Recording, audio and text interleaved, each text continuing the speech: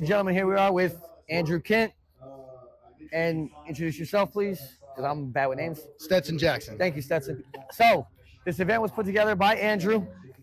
We're going to start. I'm asking you guys the same question. You get to answer one after another. First one is, give us a little bit about yourselves. Share your background and your upbringing from where you guys are from, and we'll go from there. I'm originally from the Rio Grande Valley, down in the 956. I moved to San Antonio back in 2020 after I got out of the Navy.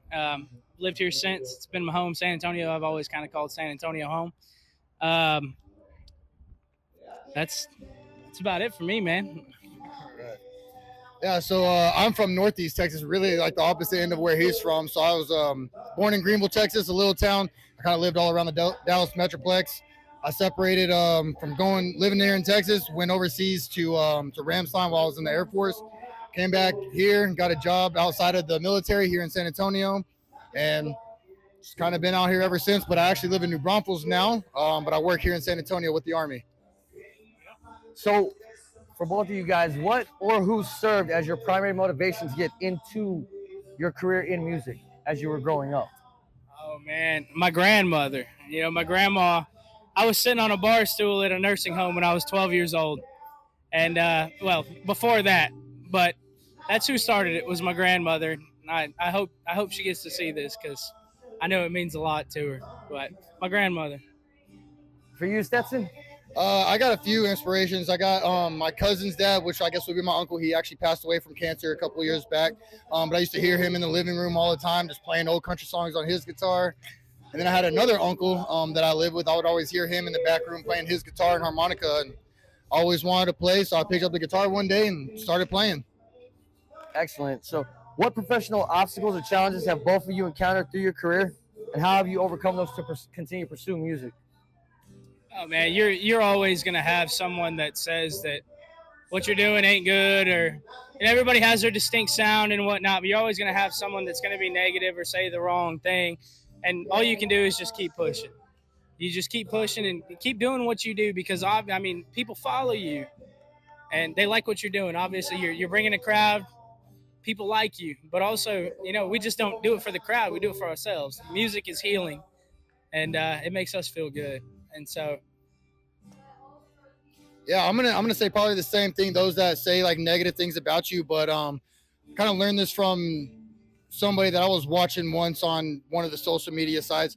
Any exposure is good exposure. Whether you have somebody saying negative about you or somebody saying something positive about you, somebody's saying something about you, and you're gonna have somebody coming out. You're not doing it for the people that are saying the negative things. You're doing it for the ones that are saying the positive things. So whether you mess up on stage or whether you have a sound that somebody doesn't like, you just keep on.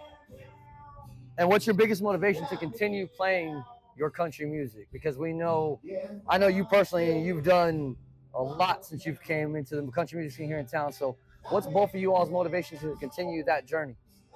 The people that keep showing up. The people who are there that when we look off stage, they're sitting there and they're listening, they're singing. It's the people who keep showing up for us.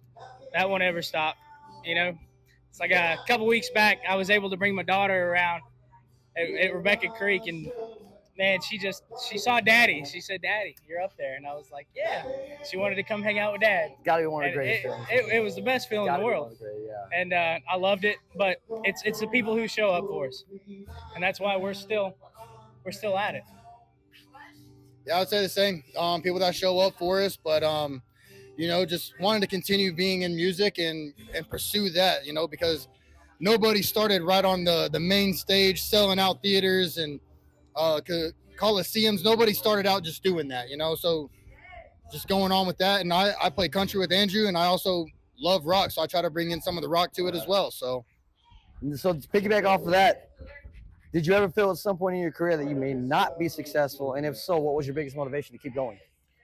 Absolutely. We all hit that stopping point, man. We're all like, you know what? Like, we're all like, I'm worn out these late nights and bar scene and doing this whole deal. But at the end of the day, it's off the last thing. The last question you asked me, man, was what keeps you going? The people who show up. And, I've lost sight of it a few times and gotten into writing and whatnot. But at the end of the day, it's just, music is personal, man. It's healing. It's personal. and that's why we're here. So the last question I ask both of you guys, and this is big because I know you put this together. What's your message to those in the South Texas community and the Texas community in general who are directly affected by the catastrophic tragedy we just saw out on 4th of July weekend, last weekend? Because I know that hit home for a lot of us in the community, especially those of us that are in the country music scene and follow everybody. What's your message directly to those individuals?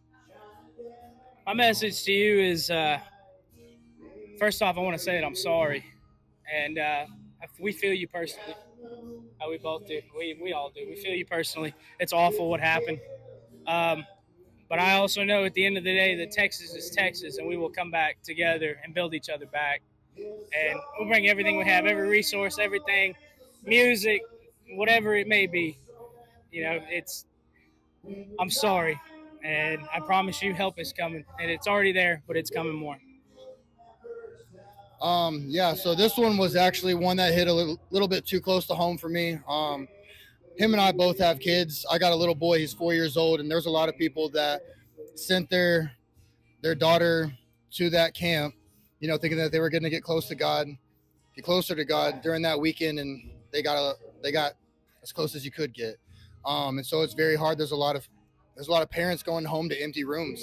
And so it's very difficult. Hold your loved ones tight, because you never know when it's going to be time to go. But whatever it is that you believe in, I'm a Christian. I believe in God, and I believe that our Heavenly Father has got a plan for all of us. Stay strong, stay together, keep your head up. Whatever you do, keep on going, because you do not want to just stop your life because you lost somebody. You need to keep on living for them. Keep on living for them. Keep building for them. Keep loving for them. All of the grief that you have, it's all of the love that you didn't get to express. So just keep your head up. No, I feel the same way. My son turned 19 the day before I turned 40, and when I saw that last week, I thought about most of you guys, because I know most of us do have youngins, and that's unfathomable to even send your kids off. I mean, I used to go to camps all the time in Glen Rose, Texas, out that way. So when I saw that and the kids, I feel for it. But thank you for putting this together, man. This is big for the community, and it's going to be seen all across. And keep on doing what you guys are doing. That's the least we could do, man. I mean, like I said, music brings healing, and healing brings everyone together. That's all we need. And I appreciate you inviting me out to do my first live out here. Absolutely, for you brother. guys, man. I appreciate it We enjoyed very the hell much. out of it, man. Appreciate you, fellas. Yes, sir.